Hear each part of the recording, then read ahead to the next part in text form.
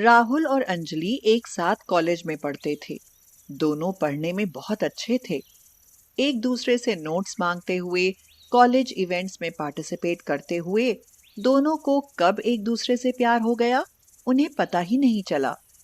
अब तो राहुल की जॉब भी लग गई थी और अंजलि की पढ़ाई भी पूरी हो गई थी। फिर भी दोनों कहीं न कहीं मिलते ही रहते थे। एक दिन राहुल ने अंजलि से कहा, अंजलि, कल ओबेराय कॉफी शॉप में आ रही हो ना? तो अंजलि बोली, आ जाऊंगी राहुल, लेकिन अब हमें शादी कर लेनी चाहिए। कब तक हम यूं छुप छुप कर मिलते रहेंगे और कब तक हम समाज की नजरों से बचेंगे? कोई देखेगा तो क्या कहेगा? जमाना बहुत बेदर्द है, हमारी दुनिया भर में बदनामी हो जाएगी। तुम सच कहती हो, मुझे भी ऐसे ही महसूस होता है। मैं कल ही मम्मी से बात करता हूँ। दूसरे दिन ऑफिस जाते समय राहुल ने अपनी माँ नीता से कहा, मम्मी, जल्दी से ब्रेकफास्ट लाओ, मुझे देर हो रही है। तो नीता ने बोला, अब जल्दी से शादी कर ले, मुझसे नहीं होता अब कुछ। आखिर मुझे भी तो आराम चाहिए। मम्मी, एक लड़की है, वो मुझे बहुत पसंद है। नीता खुश होकर बोली, हाँ, अच्छा, मुझे भी उससे मिलवाओ। राहुल भी खुश होकर बोला, ठीक है मम्मी, मैं कल ही उसे लेकर आता हूँ। अगले दिन राहुल अंजलि को लेकर अपने घर आया। अंजलि राहुल का घर देखकर सकपका रही थी, क्योंकि उसका घर बहुत अच्छा बना हुआ था, जबकि अंजलि गरीब घर से थी। नीता अंजलि की सुंदरता देखकर बहुत खुश हुई। उसने अंजलि को बिठाया, चाय नाश्ता करवाने के बाद पूछा, बेटी, तुम्हारे पापा क्या करते हैं? तो अंजलि ने कहा, वे एक प्राइवेट फर्म में जॉब करते हैं। यह सुनकर नीता चौंक पड़ी और बोली, क्या? फिर तो उनके पास देने के लिए दहेज भी नहीं होगा? हाँ, मेरे पापा के पास इतना पैसा नहीं है। नीता नाराज होकर बोली, तो फिर तुमने क्या सोचकर मेरे लड़की को अपने फंदे में फंसा लिया? अंजलि सकपका कर बोली, आंटी, आप ये क्या कह रही हो? हाँ, मैं सच कह रही हूँ। मैं तुम जैसी मिडिल क्लास लड़कियों को खूब जानती हूँ।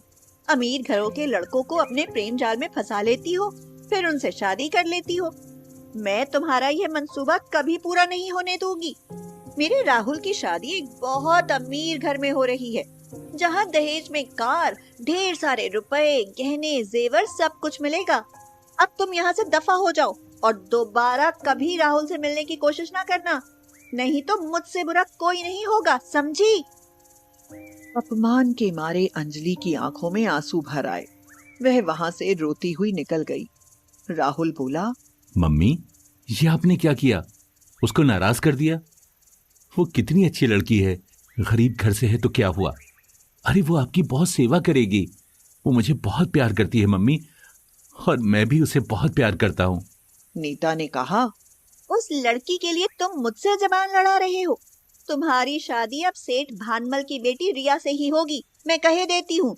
और सुनो, कल रिया यहाँ आने वाली है, तुम घर पर ही रहना, समझे? यह सुनकर राहुल को बहुत दुख हुआ।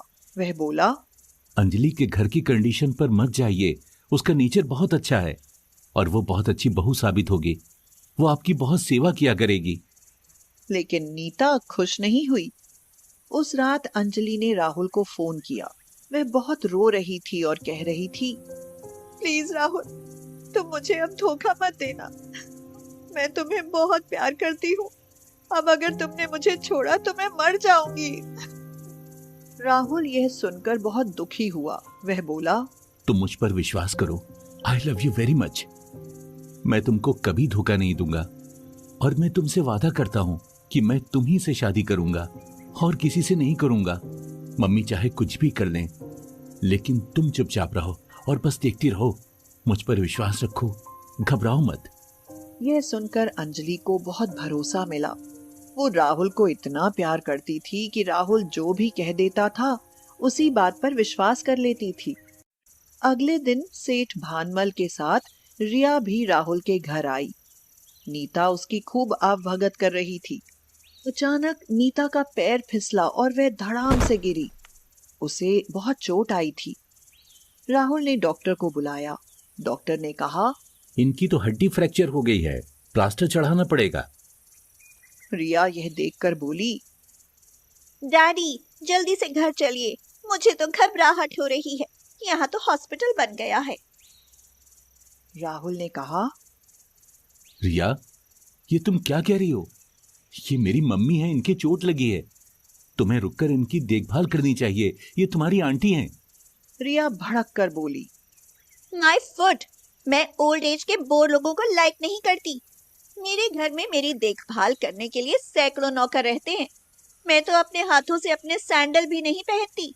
तुम क्या मुझे मेड बनाकर रखना चाहते हो? कितनी घटिया सोच है तुम्हारी। How stupid. राहुल से बर्दाश्त नहीं हुआ, वह चिल्ला पड़ा, बस करो, चुप रहो रिया, तुम मेरी मम्मी के लिए क्या बके जा रही हो? रिया उससे भी जोर से चिल्लाकर बोली, मैं ठीक कह रही हूँ, फ्रैक्चर हुआ है तो हॉस्पिटल में ले जाकर एडमिट कराओ। मेरी एक बात का जवाब देती जाओ, अगर तुम्हारी शादी होगी तो तुम मेरे यहां आकर रहोगी। अगर मेरी माँ बीमार होगी तो क्या तुम उनकी देखभाल नहीं करोगी? वो बुढ़ापे में कहां जाएंगी? अरे हमारे साथ ही तो रहेंगी ना। What rubbish! वृद्धाश्रम किसके लिए बने हैं? इसके लिए ओल्ड हाउस बने हैं ना। हम इस ओल्ड लेडी को नहीं झेल पाएंगे, मैं पहले से ही बता देती हूँ। तुम्हें शादी करनी है तो करो, नहीं तो ना करो। सेठ भानमल बोले, मेरी इकलौती बेटी है बेटा, मैं इसे बहुत प्यार करता हूं, तभी ये थोड़ी जिद्दी हो गई है। मैं इस पर प्रेशर नहीं डाल सकता और दुखी भी नहीं कर सकता। जैसा ये चाहे मैं वैसा ही करूंगा। ऐसा कहकर भानमल अपनी बेटी रिया को लेकर चले गए। नीता को यह सुनकर बहुत बुरा लगा। उसकी आंखों से अपमान के मारे आंसू निकल आए। वो रो रही थी। तभी राहुल ने अंजलि को फोन किया और कहा, अंजलि, मम्मी को चोट लग गई है और उनके फ्रैक्चर हो गया है, हॉस्पिटल ले जाना है, लेकिन उनके साथ जाने वाला कोई नहीं है, तुम तुरंत चली आओ। थोड़ी ही देर में अंजलि चली आई। वह नीता से बोली, ये तो बहुत बुरा हुआ मम्मी, आप घबराइए मत, मैं आपकी देखभाल करूंगी। जब तक आप ठीक नहीं हो जाती तब तक मैं रोज आपके लिए खाना बनाने आया करूंगी और आपकी देखभाल किया करूंगी। बेटी मुझे माफ कर दो, मेरी आंखों पर दौलत की पट्टी चढ़ी हुई थी जो अब उतर गई है। अंजलि ने नीता की खूब सेवा की। राहुल और अंजलि का प्यार अब पहले से भी ज्यादा गहरा हो गया।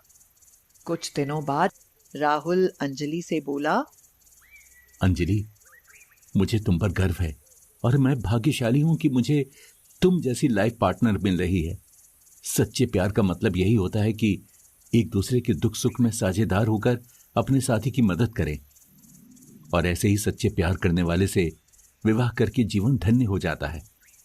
नीता ने अपने पुश्तैनी कंगन लाकर अंजलि को पहना दिए और बोली, बेटी तुम बहू नहीं, मेरी बेटी बनकर रहोगी। तुमने अपने सच्चे प्यार और भोले भाले दिल से मेरा दिल जीत लिया है। कुछ दिनों के बाद नीता ने बड़ी खुशी और धूमधाम से अंजलि और राहुल का विवाह कर दिया।